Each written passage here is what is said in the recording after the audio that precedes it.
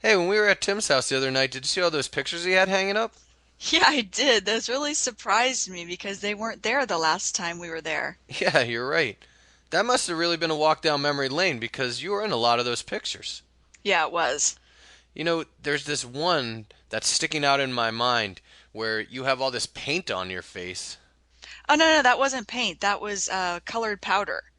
That that actually was taken during a festival that Tim and I participated in when we were in Kathmandu. It's called Holi. It's just a water and colored powder festival. Oh, nice. Oh, I loved Kathmandu. Yeah. Oh God, I love Kathmandu.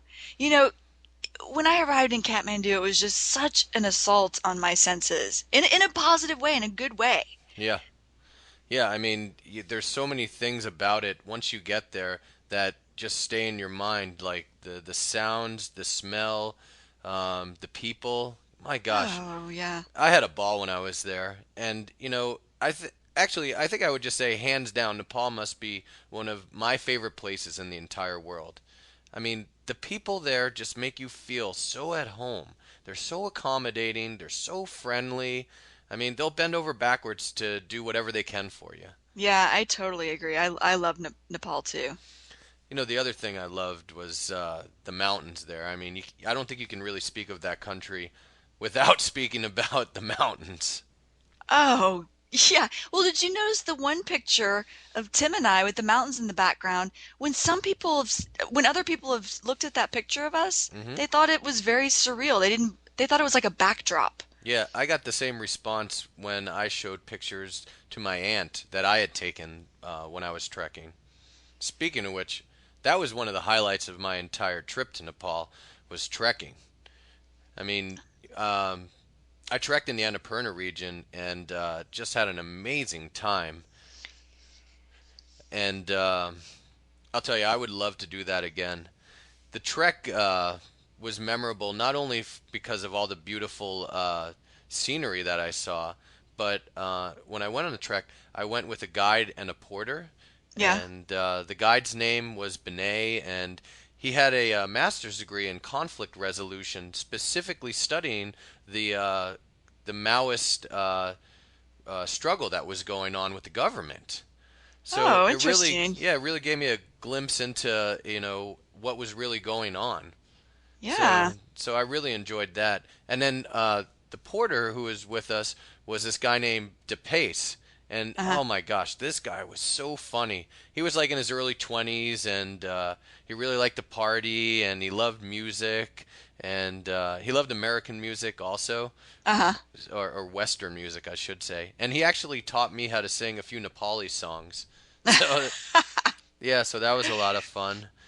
And yeah, the entire time that I was on the trek, Benet was telling me about the Maoist, conflict that was going on. And then, sure enough, we actually saw some Maoists when we were trekking. Oh, really? Yeah, we went on this. We woke up this one morning and we went to this one hilltop known as Poon Hill, Uh-huh. and because we wanted to see the sunrise, so we woke up at like 5 in the morning. I mean, it was so early that it was still dark and you can see your breath as you were walking. So we got up there and had a great time watching the sunrise. The sights were beautiful. So then when we were walking down from the hill, because it was about a 45-minute walk back to the guest house. Uh-huh. There were some Maoists that were waiting at the bottom of the hill, and what they were waiting for from each tourist was a donation, as they called it. Basically, what they said was when you come into the country, you pay the Nepali government a visa fee. Well, Uh-huh. you know, they don't oversee this part of the country, we do, so it's like you're paying us a visa fee. So they actually Oh. give you a receipt, and then if you see Maoists anytime later on, you show them the receipt, and they just let you pass by. Oh, wow. Yeah. So, after paying off the Maoists, we went down to eat breakfast at the guest house, and sure enough, there were a couple of Maoists there who were making sure that everyone had their receipt and that everyone had paid. So, yeah, I actually had one of the Maoists come down and sit and eat breakfast with me.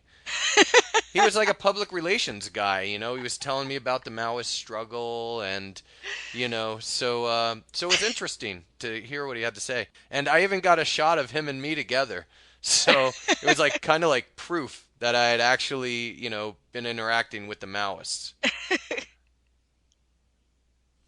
Hi, this is Kristen Dodds. And this is Joe Weiss, and we just wanted to let you know that this material is copyrighted in the year 2008 by Learn Real English LLC. www.learnrealenglish.com